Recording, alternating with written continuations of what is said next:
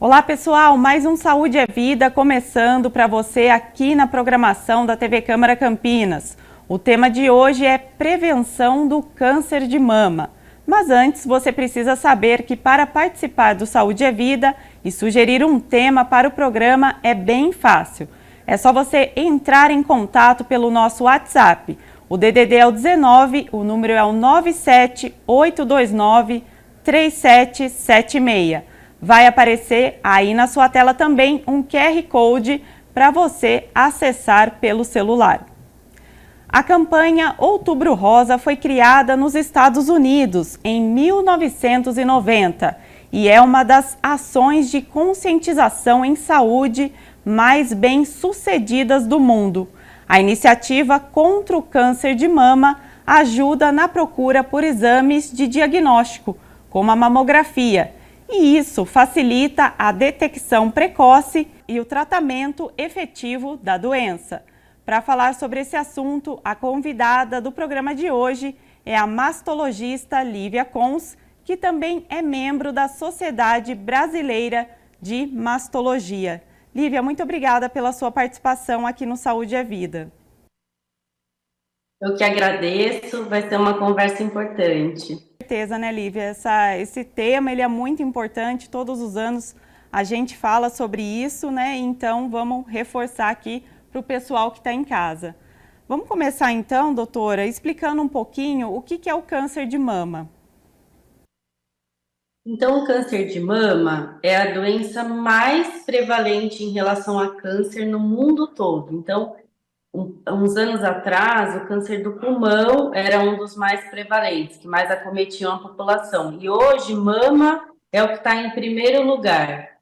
E, assim, nos assusta essa estatística, uma vez que homens também podem ter câncer de mama, mas é uma doença predominantemente feminina. E considerando a população mundial, um câncer predominantemente feminino ser o mais incidente, é algo de muita relevância. Mas o que é o câncer? Então, o câncer é a proliferação, o crescimento de um conjunto de células diferentes do resto da mama. Então, imagina como se fosse uma população de células que adquire algumas alterações e começa a crescer deliberadamente. Isso pode ser rápido, pode ser lento, mas esse crescimento são de células diferentes do que seria o restante da mama normal. E isso acontece, então, a formação do tumor. E qual que é o problema dessas células crescendo assim?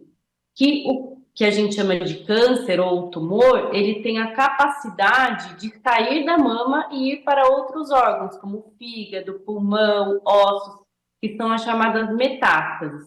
Então, sinônimo de câncer é uma doença maligna, no sentido desse crescimento, que pode ir para outros órgãos. E doutora, o câncer de mama ele é muito comum aqui no Brasil, né? São muitos casos por ano.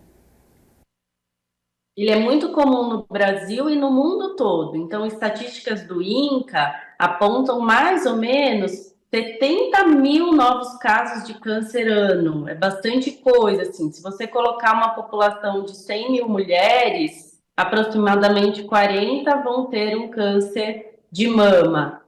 Isso por ano. Então, é uma estatística que demonstra um crescimento de casos, e aí a gente já discute daqui a pouquinho o porquê disso tudo, várias razões, mas é o principal tipo de câncer no Brasil atualmente e no mundo. Doutora, você comentou, né? Não só as mulheres podem ter câncer de mama. Isso quer dizer que os homens também têm uma chance aí de ter essa doença? Queria que você explicasse um pouquinho sobre isso. Sim, então os homens também podem ter câncer de mama na medida que os homens também têm mamas. Mas a mama masculina, ela é muito menor, não passa por vários estágios como a mama feminina de crescimento e de mudanças em relação à amamentação, claro. Mas uma vez que os homens também têm mamas, eles também têm chance de ter câncer de mama. É muito, muito inferior a chance de um homem ter câncer de mama em relação a uma mulher. Mas não é zero, é importante que os homens também saibam que eles podem ter câncer de mama. Isso não significa que os homens precisem fazer os exames de acompanhamento, eles não precisam ser submetidos à mamografia, ultrassom das mamas, porque diante do aparecimento de algum nódulo, eles sentem facilmente, já que a mama do homem é bem pequenininha. Mas eles também precisam estar atentos a essa possibilidade. Muitos homens nem sequer sabem que podem ter câncer de mama também. Doutora, agora para a gente entrar realmente no assunto, né? O que causa o câncer de mama? Ninguém sabe ao certo. Acho que essa é a pergunta de milhões, assim, vou brincar. Existem múltiplos fatores.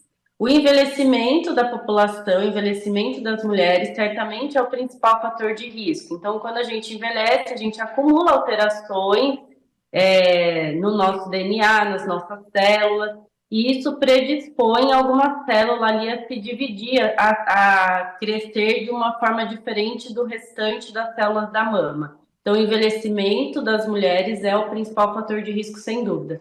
Mas, junto com eles, a gente já sabe que outros impactam muito na chance de ter câncer de mama. Sedentarismo, alcoolismo, uso de terapias de reposição hormonal por mais de 10 anos, principalmente sem um acompanhamento, obesidade. Então, são esses outros vários fatores que aumentam essa chance, mas que não explicam. Então, não existe assim essa correlação direta. Eu costumo dizer para as minhas pacientes assim: é claro que existem casos de câncer de pulmão em que a pessoa não fumava, mas é uma exceção. Então, é um forte fator de risco, o cigarro e o câncer do pulmão. Para a mama, isso não existe assim de uma forma tão linear. Um fator ser o causador.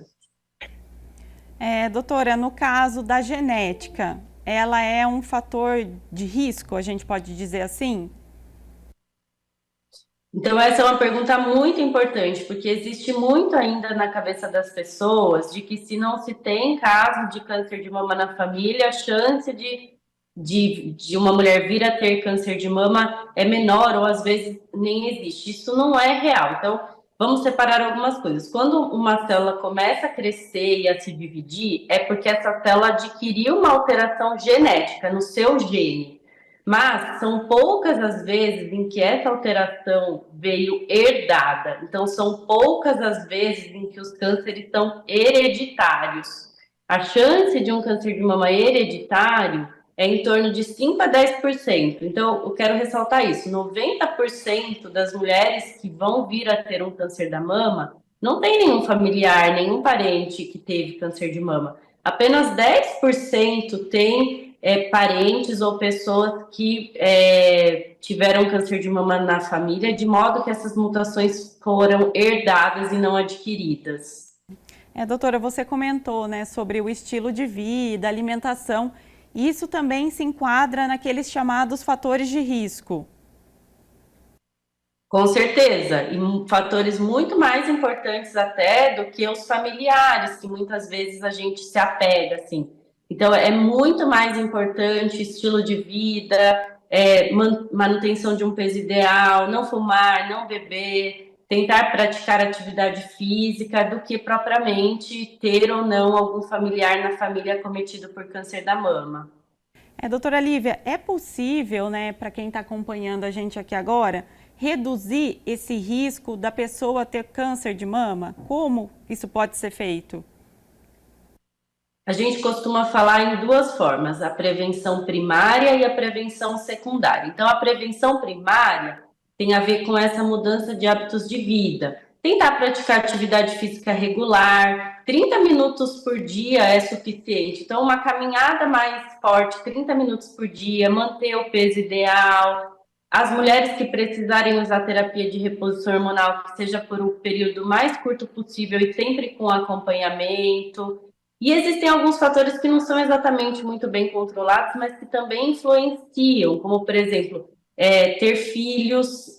As gravidezes, de certa forma, funcionam como um fator de proteção, amamentar. Então, esses são os que a gente chama de fatores de prevenção primária, que é para tentar reduzir a chance de se ter câncer de mama. E a segunda forma é o que a gente chama de prevenção secundária. O que é prevenção secundária? Fazer os exames regularmente. A gente tem muitos cânceres que não conseguem ser detectados cedo. Por exemplo, câncer de pâncreas. Quando aparece, normalmente já está mais avançado.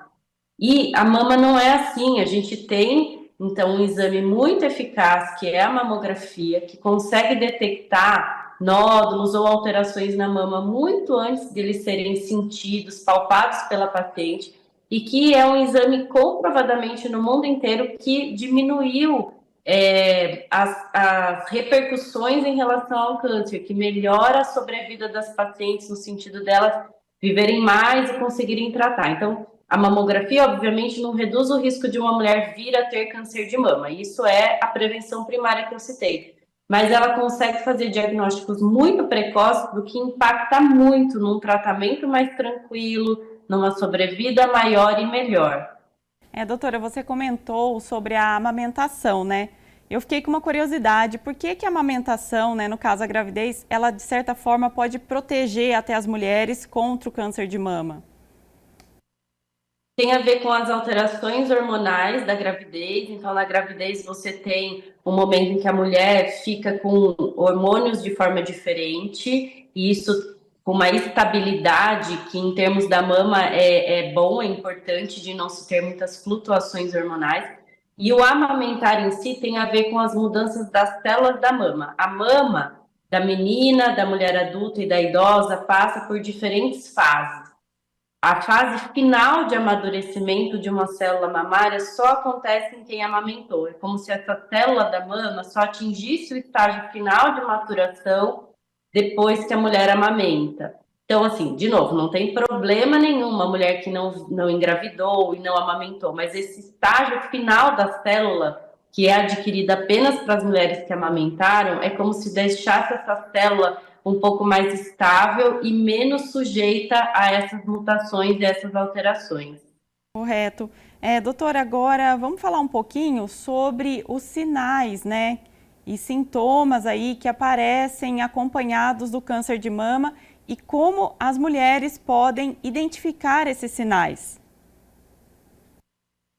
Certo. Então, acho que o mais comum é a mulher perceber um caroço, um nódulo na mama. Como a gente faz para conseguir detectar isso cedo? Eu costumo dizer que o mais importante é o autoconhecimento da mama. Não precisa essa questão de como palpar a mama, em que momento do ciclo menstrual, porque isso gera uma certa aflição das mulheres de não saber se elas estão examinando as suas mamas de modo correto, em que momento do ciclo fazer isso. Então, desapega dessa ideia de ter que fazer o exame correto. O importante é uma mulher conhecer a própria mama, conhecer o formato da mama, conhecer como é a pele que reveste a mama, o formato da areola, do mamilo, para a partir disso ela conseguir detectar alguma alteração. Que alteração?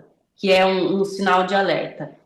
A percepção de um nódulo ou caroço, a pele da mama começar a ficar avermelhada, espessa, como se fosse uma casca de laranja, o mamilo, que é o bico do seio, entrar para dentro, ou ela perceber a saída de alguma secreção pelo mamilo, principalmente se essa secreção for sangue. Esses são sinais de alerta que tem que fazer uma mulher procurar o seu ginecologista ou seu mastologista e lhe reportar essas alterações.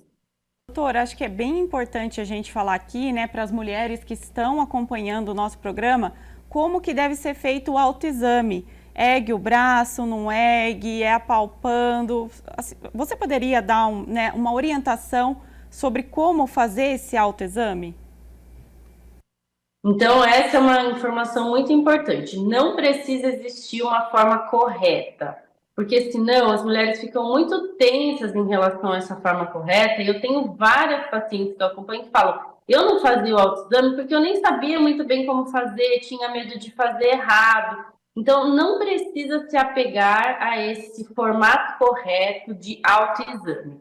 Então, como que pode ser feito? A mulher, sem a blusa, sem o sutiã, olhando num espelho que ela vem a ter no banheiro, normalmente antes de tomar banho, olhe as suas mamas no espelho, porque a partir disso você consegue identificar como é o formato normal, a cor da pele, a cor do mamilo, o seu normal. E quando vir aparecer alguma alteração, olhando no espelho, a mulher vai conseguir detectar. Então, esse é o primeiro passo, olhar as suas mamas. Isso pode ser feito através de um espelho do banheiro, coisa simples, vamos dizer. E aí, para examinar, então, essa mão levantada e a outra mão contralateral, palpe a mama para que você sinta algum caroço, pode apertar um pouco o mamilo no sentido de perceber a saída de alguma secreção, mas não precisa ficar fazendo isso todos os dias, porque senão até mesmo pode se machucar. Mas no sentido de palpar a pele, sentir, e a mesma coisa para o outro lado.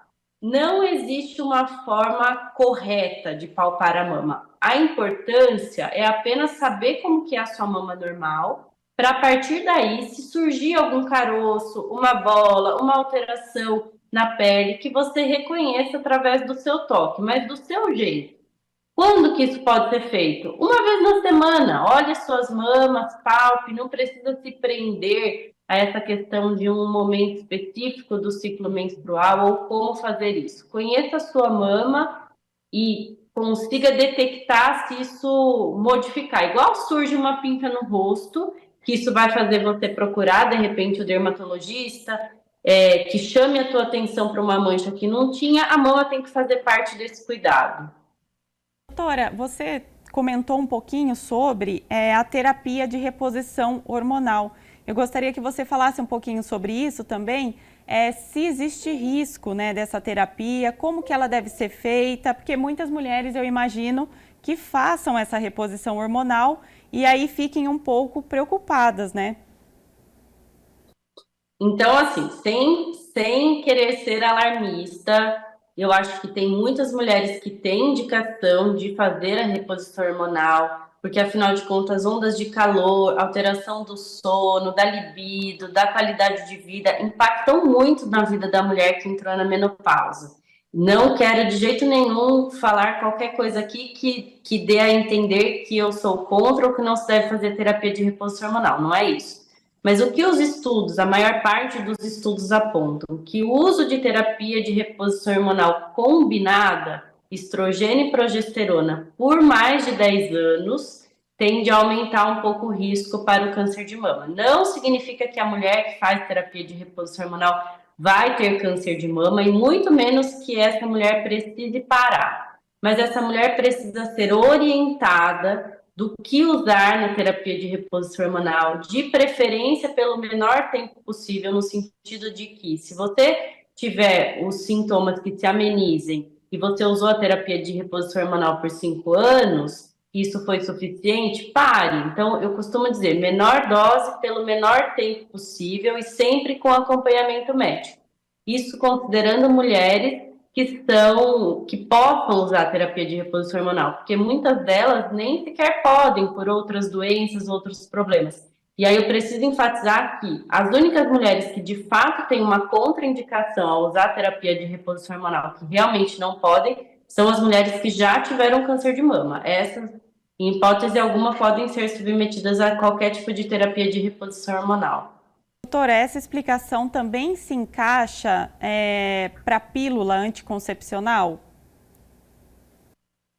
Mais ou menos. A terapia de reposição hormonal por mais de 10 anos, ela é instituída, obviamente, em mulheres que já estão na menopausa. Esse risco está mais associado ao risco um pouco maior para câncer de mama do que a pílula combinada. A pílula combinada, a anticoncepção, ela tem alguns estudos que apontam também, acima de 10 anos, um risco discretamente aumentado para câncer de mama, mas menor do que a terapia de reposição hormonal. Considerando ainda que a pílula, em geral, ela é utilizada por mulheres mais jovens. Então, isso é mais tranquilo. Agora, após os 40 anos, qualquer tipo de uso de hormônio precisa ser feito com acompanhamento médico, justamente para que tenha essas orientações.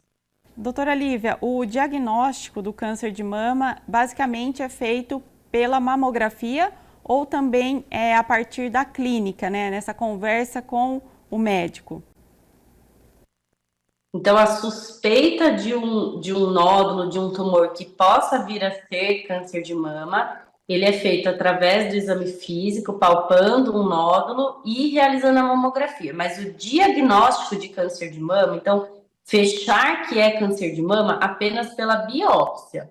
Então, a presença de um nódulo, caroço na mama, seja ele palpado ou visto na mamografia e no ultrassom, não é sinônimo de câncer de mama. Existem muitos nódulos que são benignos, quer dizer que não é câncer, não vai virar câncer, E esses nódulos podem ser vistos na mamografia, podem ser palpados pela paciente. O que diz se é ou não é um câncer de mama é o resultado da biópsia desse nódulo. Tirar um pedacinho desse nódulo e mandar para análise.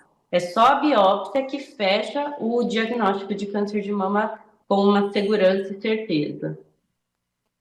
Quando o médico olha lá o exame de imagem, ele já tem uma ideia se o nódulo é ou não benigno, né? Pelo formato, é isso? Exato, ele já tem uma ideia baseada numa classificação chamada BIRADS. Então, o que a classificação BIRADS diz? É uma classificação que avalia um nódulo, uma alteração da mama que seja suspeita para câncer de mama, e a partir dessa classificação, quais são os nódulos ou alterações que precisam ser submetidas à biópsia. Então, se a gente está diante de uma classificação 1 ou 2, é um exame normal. Se a gente está diante de uma classificação 0, é que a gente precisa de um exame adicional. Por exemplo, viu um nódulo na mamografia, mas não é certo se esse nódulo é de componente cístico, ou seja, se ele tem líquido ou se ele é sólido, precisa de um ultrassom para confirmação. Quando a gente tem uma alteração categoria 3, esse exame precisa ser repetido no intervalo mais curto, em geral em 6 meses, e não deixar para um ano. Quando a gente tem uma categoria 4 ou 5, são alterações que precisam ser submetidas à biópsia, porque existe uma chance de ser um câncer de mama. Mais ou menos, assim, varia um pouco, mas o BIRADS 4 tem em torno de 50% a 70% de chance dessa alteração ser um câncer de mama. E quando é um BIRADS 5, em torno de 90% a 95% de chance de ser um câncer de mama.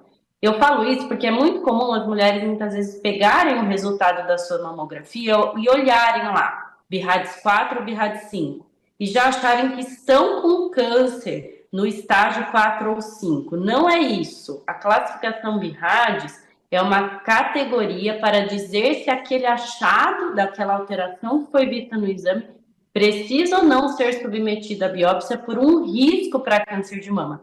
Existem vários casos de BIRADS 4 que não é câncer, e até mesmo de BIRADS 5, com um pouco menor, mas ainda assim existe. Então, essa categoria é apenas uma categoria de uma suspeição. O que fecha o diagnóstico de câncer é sempre o resultado da biópsia.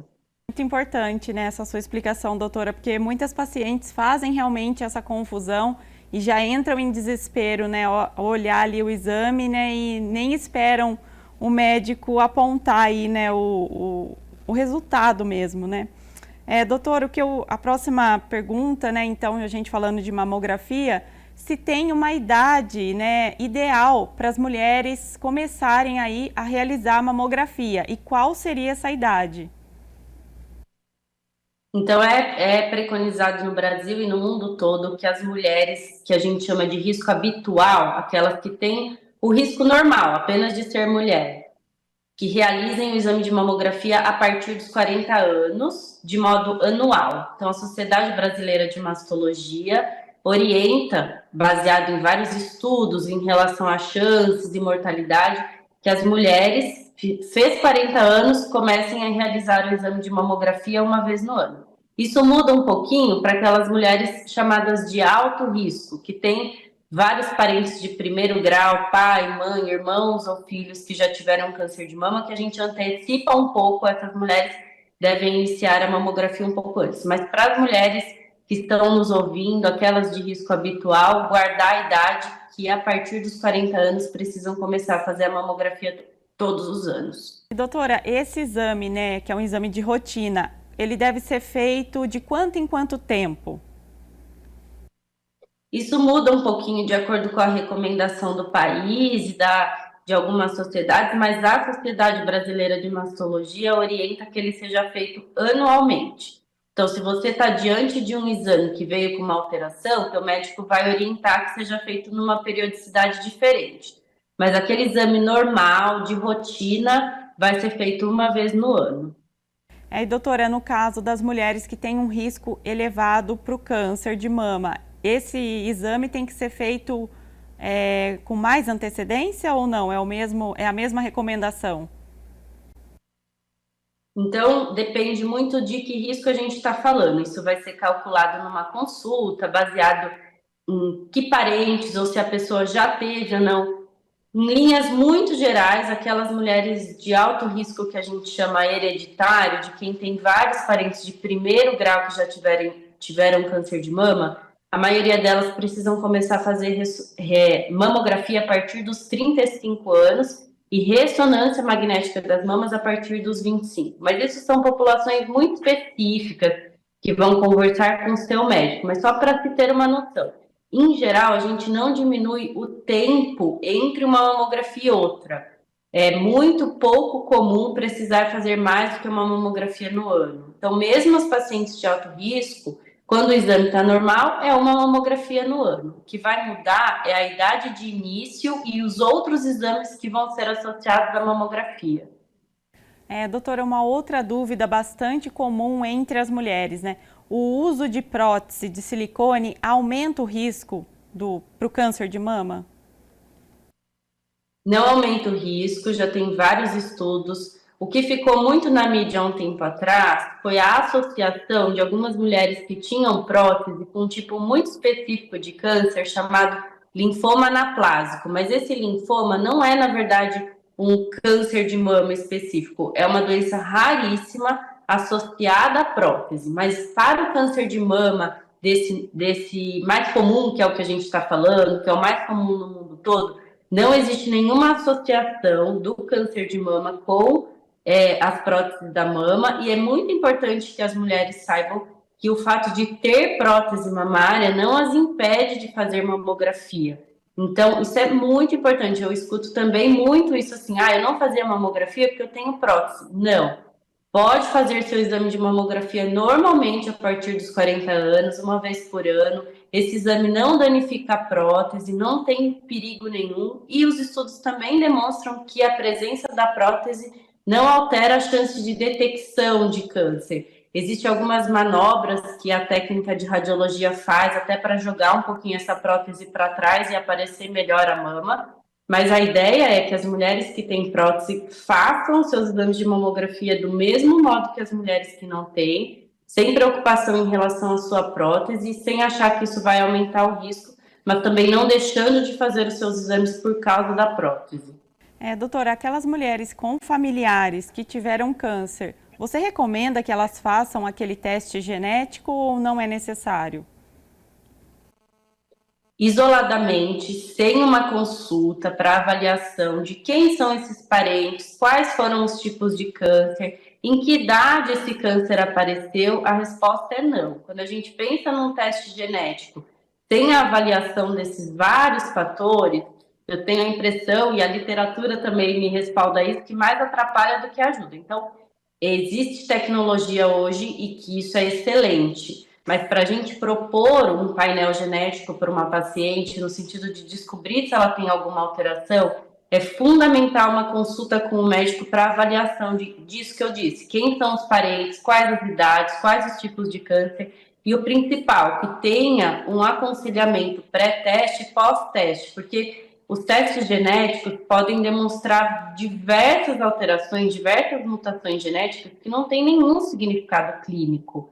Então, até para essa mulher saber o que fazer depois com isso. Aí ela pega aquele resultado cheio de alterações e aquilo pode não ter nenhum significado clínico, no sentido de se ter algo para fazer.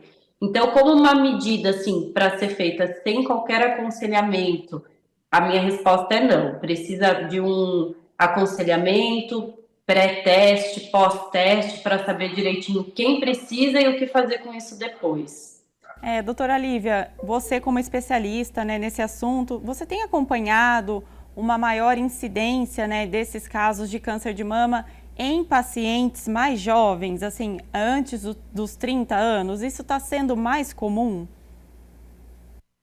Antes dos 30 anos ainda ainda é raro, mas existem até estudos no Brasil que mostram uma idade um pouco mais jovem. Então, a população brasileira parece realmente que tem um número aumentado de casos de câncer de mama antes dos 40 anos.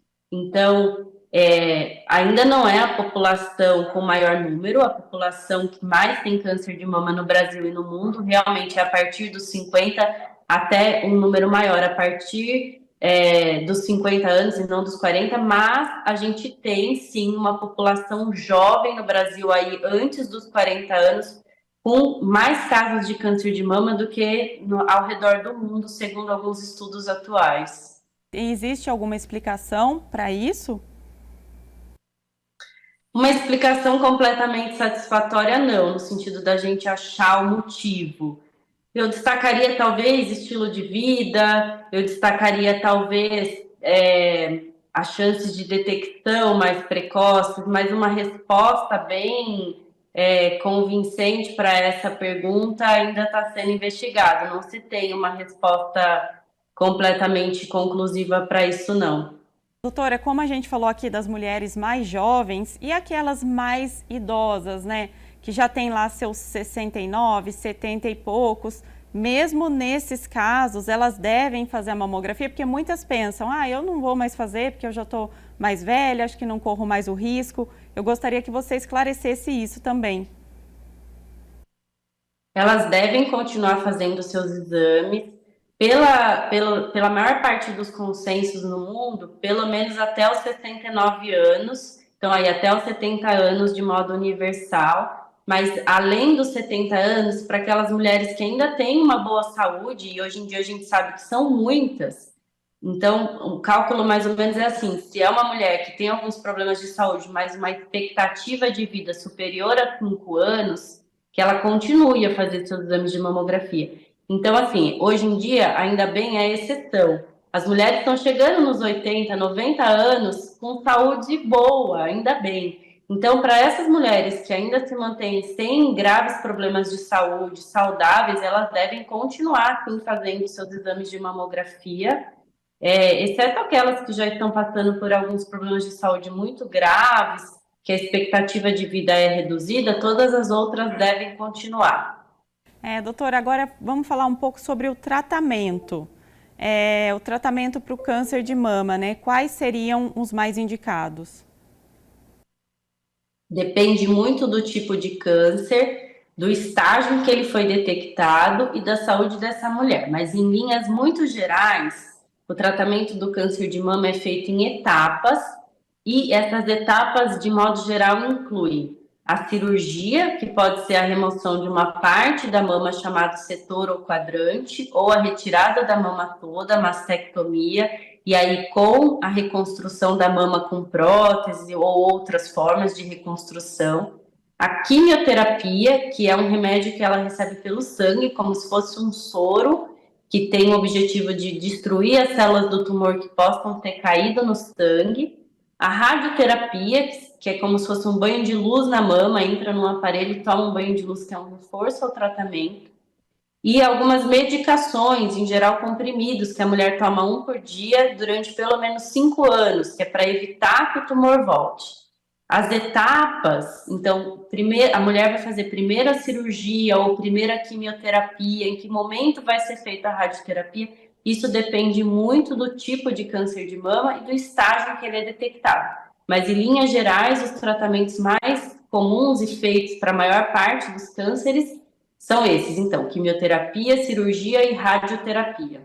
Doutora, para a gente encerrar, né, o nosso programa, eu gostaria então que você reforçasse a importância, né, da campanha Outubro Rosa, né, e a importância realmente desse diagnóstico precoce, e ainda mais do que o diagnóstico precoce, a importância da prevenção mesmo, né?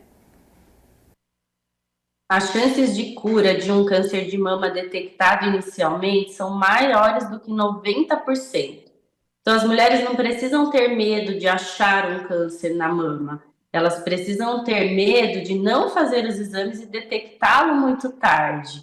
Existem muitos locais do Brasil em que as mulheres só conseguem ter acesso e realizar mamografia no Outubro Rosa. Então, acho que a campanha do Outubro Rosa tem essa finalidade: lembrar as mulheres sobre a importância da realização do exame de mamografia todo ano, dar acesso a algumas mulheres que ainda não têm acesso a esse exame em vários locais do Brasil.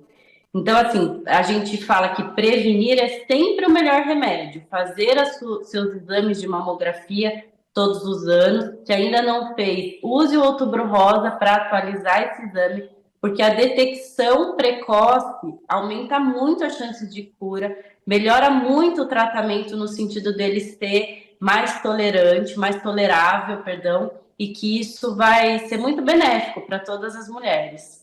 Doutora, muito obrigada pela sua participação, sua disposição em nos ajudar aqui com esse assunto. Eu que agradeço. O Saúde é Vida fica por aqui. Obrigada ao pessoal de casa pela companhia. Lembrando que você pode conferir todos os conteúdos no YouTube da TV Câmara Campinas. E não se esqueça de nos acompanhar nas redes sociais. A gente se vê no próximo Saúde é Vida.